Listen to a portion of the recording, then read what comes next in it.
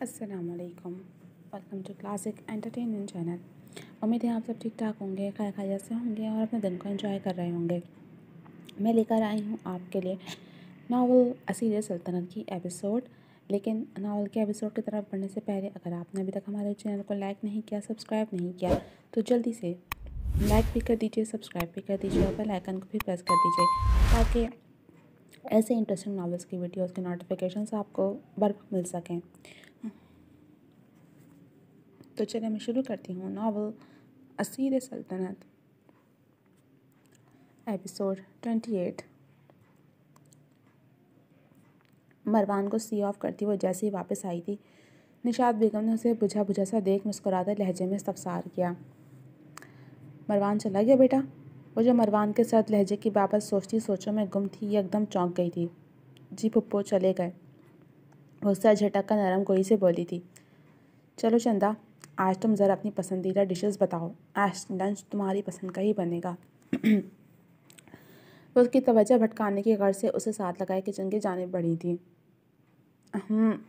पता तो है आपको। वैसे पहले ये बताएं कि खाना कौन बनाएगा, आप बनाएंगी या कुक? वो शरारतन सवालिया अंदाज में गोया हुई थी। अगर मेरी बेटी फरमाइश करेगी तो मैं खुद बना दूंगी। वह हनोज उसी नरमी से गोया हुई थी। आपके हाथ का खाना बना तो बहुत कुछ है, मगर आज नहीं, बाद में। अभी मेरा कुछ खाने पीने का दिल नहीं है। अभी तो आप कुक को अपनी मर्ज़ी का मेन्यू बता दीजिए। वो उसकी दिली कैफियत समझती होले से उसका गाल थपथपाती मुस्कुराई।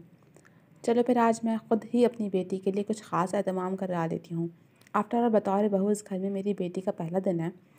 वो उनकी मोहब्बत पर धीरे से मुस्कुराई थी। माँ की याद बेसाख्ता आई थी और वो एक बार फिर रंजीदा हो गई थी जब भी हाथ में मौजूद उसका मोबाइल थरथराया था। पप्पो, मैं रूम में जा रही हूँ, कुछ काम है। जब तक आप ही फ्री हो जाए हम फिर बैठकर अच्छी सी कॉफ़ी इंजॉय करेंगे। मोबाइल स्क्रीन पर चमकता नाम देख वो इजाज़त लेती रूम में वापस आ गई थी, जब तक मोबाइल की तारीख स्क्रीन एक बार फिर रोशन हुई थी। हेलो, कैसी हैं आप आयरा? अपने रूम में मौजूद सोफे कम बेड पर नीम दराज खतीब दूसरी जानिब से राब्ता बहाल होते ही शीदी लहजे में गोया हुआ था। अल्लाह का शुक्र। वो एक लफ्ज़ी जवाब देकर खामोश हो गई। मरवान की तरफ से सख्त इंस्ट्रक्शंस थीं कि अब वो उनसे कोई मेलजोल नहीं रखेगी। शादी की बहुत मुबारक हो। हमें अभी आपकी अचानक शादी की खबर हुई थी। वैसे आयरा, मुझे ये खबर सुनकर बड़ी हैरत हुई। अभी 3 रोज़ कबल ही तो आपकी वालदा की तदफीन हुई और अब आपने इतनी जल्दी शादी कर ली। वो मुतवाज़िन लहजे मगर मुताज्जिब सा सवालिया गोया हुआ था। क्यों, मेरी अचानक शादी से आपको कोई एतराज़ है क्या? उसने अबरू उठाए। एतराज़ तो नहीं है, बस गिला ज़रूर है। हम और आप इतने अच्छे दोस्त रहे हैं, आप मरवान के मुतालिक एक बार मुझे बता तो देती। वो अब अपने मुद्दे की बात पर आया था। ख़तीब, हमारी शादी बड़ों की रजामंदी के तहत हुई है। मेरा नहीं ख्याल किसी तीसरे का कोई अमल दखल है या फिर मैं अपनी ज़ाती ज़िंदगी को आपके साथ डिस्कस करने की पाबंद हूँ। उस सिपाट चेहरे पर तासुरात से गोया हुई। खैर, आपने तो हमें किसी काबिल समझा ही नहीं, मगर फिर भी कभी भी और कहीं भी ना चीज़ की ज़रूरत महसूस हो तो आप बिला झिझक मुझे याद कर लीजिएगा। आयरा ने गहरी सांस खारिज की। बहुत शुक्रिया, अब मुझे इजाज़त दीजिए। दरअसल शायद मुझे मामी नीचे बुला रही हैं। उसने जल्द अज जल्द बात समेटी थी। अल्लाह हाफिज़। दोनों जाने से राब्ता मुनक़ता हो गया था। जब भी दूसरी जानिब कॉल सुनते मरवान ने भी कान से ब्लूटूथ निकाल कर साइड पर डालते गाड़ी का रुख मोड़ लिया था। वो सारा दिन फारिग होने की वजह से इस वक्त अपने कमरे में मौजूद वार्डरोब में अपने ड्रेसेस के साथ साथ तमाम ज़रूरत का सामान सेट कर रही थी। मरवान अपने सामान के साथ पहले ही उसके लिए जगह खाली कर चुका था। अब वो फारिग बैठने से बेहतर अपनी मसरूफियत तलाश कर चुकी थी। कुछ मिनटों बाद वो अपना सारा सामान सेट करने के बाद अब एक गहरी और पुरसुकून सांस खारिज करते वापस कमरे में आ गई थी और अब उसकी जायज़ा लेती निगाहें पूरे कमरे का तवाफ़ कर रही थीं। मरवान के रूम में पहले भी कई बार आ चुकी थी, मगर इन गुज़रे बेशतर सालों में वो इस कमरे में काफ़ी तब्दीलियाँ करा चुका था। वह अभी सोचों में गुम थी कि उसका मोबाइल एक बार फिर बज उठा। हेलो। स्क्रीन पर चमकता इल्हाम का नाम देख उसने फौरी तौर पर कॉल पिक की थी। मैं बिल्कुल ठीक हूँ, अल्लाह का शुक्र है। तुम बताओ कैसी हो? वो मुस्कुराकर सवालिया अंदाज में गोया हुई। अरे यार, वो तो गोली छू कर गुजर गई थी और उसके बाद ज़िंदगी में इतना कुछ अचानक और गैर मुतवक्के था कि मुझे तो वो दर्द याद भी नहीं रहा। वो दुख से मुस्कुराई थी। तुम फिक्र नहीं करो, मेरी पूरी कोशिश है कि नेक्स्ट मंडे से फर्म ज्वाइन कर लूँ। अभी तो फ़िलहाल मेरा अपना दिल नहीं चाह रहा कोई भी काम करने को। जो भी केसेस चल रहे हैं वो आप देख लें, और बहुत अर्जेंट केसेस हैं वो आप हमारे किसी अच्छे से वकील को हैंड ओवर कर दें। मैं फ़िलहाल ये सब कुछ देखने के लिए मेंटली तौर पर स्टेबल नहीं हूँ। वो साफ लहजे में बोल रही थी। ओके मिस इल्हाम, मुझे इजाज़त दीजिए। बहुत शुक्रिया, अल्लाह हाफ़िज़। वो मुस्कुराते लहजे में बोलती राब्ता मुनक़ता कर गई, जबकि दिमाग बहुत से ताने बाने बुनने में मसरूफ़ था। मरवान, आपको नहीं लगता कि आपने आयरा से शादी करने में बहुत ज़्यादा जल्दी की है? वैसे तो शाम के 4 बज रहे थे, मगर वो इस वक्त बिस्मिल के साथ लंच पर मौजूद था। खाने से भरपूर तरीके से इंसाफ करती बिस्मिल अचानक से बोली थी, यार शादी शादी होती है, वो जल्दी या फिर देर से नहीं होती। वैसे भी ये जल्दी और देर तो अल्लाह के काम है। वो पानी का गिलास लबों से लगाता मुतवाज़िन लहजे में बोला था। वैसे मैं हैरान हूँ कि शादी के पहले ही दिन आप अपनी दुल्हन को छोड़कर मेरे साथ लंच कर रहे हैं। उसने अब्रू उठाए। आयरा मेरी बीवी है, वक्ती रिश्ता थोड़ी है जो पल में जुड़कर ख़त्म हो जाए। अब तो मेरे सारे लंच और डिनर मेरी बीवी के साथ ही हैं। वह होले से मुस्कुराया था। बिस्मिल को उसका मुस्कुराता लहजा जहर लगा था। ये भी है। वो सर झुका गई। आपने मेरी ऑफ़र के बारे में क्या सोचा? वो संजीदगी से सवाल कर रहा था। अभी तो कुछ नहीं सोचा, मुझे थोड़ा वक्त दें, घर जाकर आराम से सोचूंगी कि मुझे क्या करना चाहिए। वो कंधे उचकाती बेनियादी से गोया हुई। वेल बिस्मिल, आप जो कुछ सोचना चाहती हैं प्लीज़ ज़रा जल्दी सोचिएगा, क्योंकि अब मेरे पास मज़ीद वक्त नहीं है। वैसे भी 2-4 रोज़ में मेरी दुबई की फ़्लाइट है, आप चाहें तो मैं होटल में हमारे साथ ही बुकिंग करा सकता हूँ। अच्छे से सोच लें, 2 दिन बाद साथ ही फ्लाई करेंगे। उसके लहजे में अजीब सी वहशत थी। बिस्मिल तंज़िया मुस्कुराई थी। वैसे एक दिन की बीवी से कुछ ज़्यादा ही जल्दी दिल नहीं भर गया आपका? वो ज़ूम आइया से मुस्कुराई थी। दिल माशूका से भरता है बिस्मिल साहिबा, बीवी से नहीं। वह इस्तहज़ाइया मुस्कुराया था। वैसे बीवी के साथ हनीमून पर जाने के बजाय मेरे साथ ट्रिप प्लान करना सीधा सीधा बीवी को धोखा देने जैसा नहीं है? वो जानकर अनजान बनी थी। नहीं, बिल्कुल नहीं। वो ज़रा नहीं, बिल्कुल नहीं। वो ज़रा मेंटली स्टेबल हो जाए, फिर मेरा अपनी जान के साथ वर्ल्ड टूर का प्लान है। कोई कोई काफिर ही होगा जो इतनी खूबसूरत बीवी पैदा में होने के बावजूद खुदा की अता की गई नेमतों की नाशुक्री करेगा। वो हल्के फुल्के लहजे में बोला तो वो ना चाहते हुए भी मुस्कुराई थी। यानी आप वाकई आयरा से मोहब्बत करते हैं? वो टिशू से लब थपाती मुतजस्सिस लहजे में गोया हुई। मोहब्बत का तो पता नहीं, मगर वो मेरी बीवी ज़रूर है। वक्त के साथ अब इश्क और मोहब्बत सब खुद ही हो जाएंगे। मरवान के लहजे और अंदाज दोनों एकदम जुदा हुए थे। एक जानब उसकी ऑफ़र, दूसरी जानब आयरा के लिए दिल में जगह वो शख्स को समझ नहीं पा रही थी। खैर आपकी बीवी है,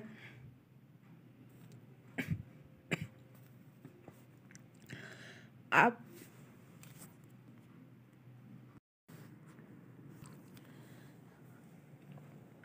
खैर आपकी बीवी है, आप चीट करें या फिर उसका फ़ायदा उठाएं, मुझे इससे क्या। But yes, thanks to God कि मैं आपकी चालबाजियों का हिस्सा बनने से बच गई हूँ। उसने फौरी शुक्र बजा लाया। सर झुकाए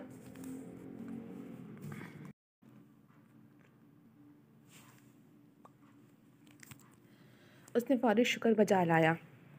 सर झुकाए बैठे मरवान ने एक निगाह उठाकर भरपूर नज़रों से उसके क़यामत खेज़ सरापे का जायज़ा लिया और अपने मुबहम मुस्कुराहट संग वापस से निगाहें झुका गया। तो फिर मैं आपकी तरफ से उम्मीद रखूं? उसने तस्दीक चाही। बिल्कुल रखें। अब यूँ ऑफ़र्स खुद चलकर हमारे पास आए तो उन्हें यूँ ठुकराना निरी बेवकूफ़ी है। वो लब दांतों तले शरारत से वो लब दांतों तले दबाती शरारत से बोली थी। चलें, भी डन हो गया। परसों मैं दुबई में अपने रूम में आपका इंतज़ार करूँगा। बाकी सबको किस तरह मुतमईन करना ये आपका काम है। वो सारा मलबा उस पर ही डाल गया था। जनाब आप हमें मयसर आ जाएं, ये सरासर हमारी खुशबख्ती है। बाकी सबको हैंडल करना हमारा अपना काम है। मरवान ने जो ही उस पर अपना आप आया किया था, वो लम्हों में अपने खौल से बाहर आ गई थी। वरना मंगनी होने से लेकर टूटने तक वाली नाजुक शर्म हया वाली बिस्मिल तो न जाने कहाँ गुम हो गई थी। फिर इजाज़त दीजिए, मेरी जज्बाती बीवी मेरा इंतज़ार कर रही होगी। वो शरारत से मुस्काया था तो वो समझकर सर हिला गई, जबकि वो वेटर को इशारे से पास बुलाता, खाने का बिल पे करता, बिस्मिल की हमराही में वहाँ से निकल आया था। वो मुस्कुराती हुई अपनी गाड़ी की जाने बढ़ी थी, जबकि वो आंखों पर सनशेड्स लगा चढ़ा था। अपनी गाड़ी में बैक सीट पर बैठने ही लगा था कि उसका मोबाइल थरथरा उठा, जबकि स्क्रीन पर चमकता नाम देख और नापी लबों पर जानदार मुस्कुराहट खिल गई थी। हेलो, कैसी हैं बैरिस्टर साहिबा? ससुराल में पहला दिन कैसा गुजर रहा है? दूसरी जानिब समातों से टकराती उसकी शोक आवाज़ पर आयरा ने आंखों में उतरी नमी साफ करते खुद पर जब्त किया। इलाही हाउस में हूँ मैं। दूसरी जानिब से उसकी संजीदा आवाज़ सुनकर नाचार मरवान को भी संजीदा होना पड़ा। या मैंने कहा तो था कि फ़िलहाल तुम घर से बाहर नहीं निकलोगी। वो ज़रा खफा लहजे में गोया हुआ था। मेरा लैपटॉप और कुछ ज़रूरी चीज़ें थी, यहाँ वही लेने आई थी।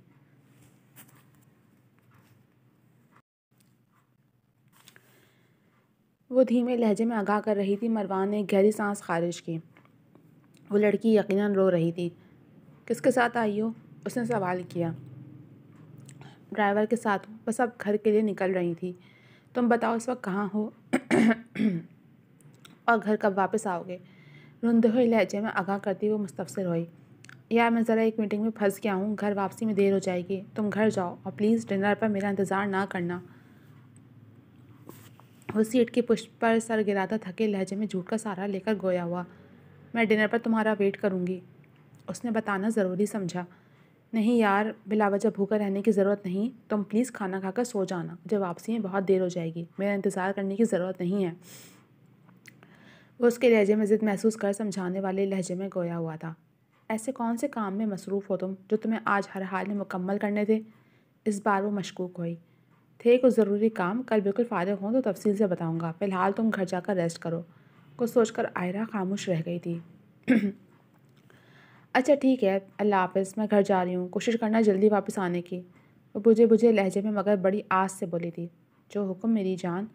वो दिलरुबा अंदाज में शौक़ी से गोया था, जो मगर दूसरी जानिब से राब्ता मुनक़ता हो गया था, जबकि गहरी सांस भरते मरवान का रुख गर्दिशी साहब के ऑफ़िस की जानिब था।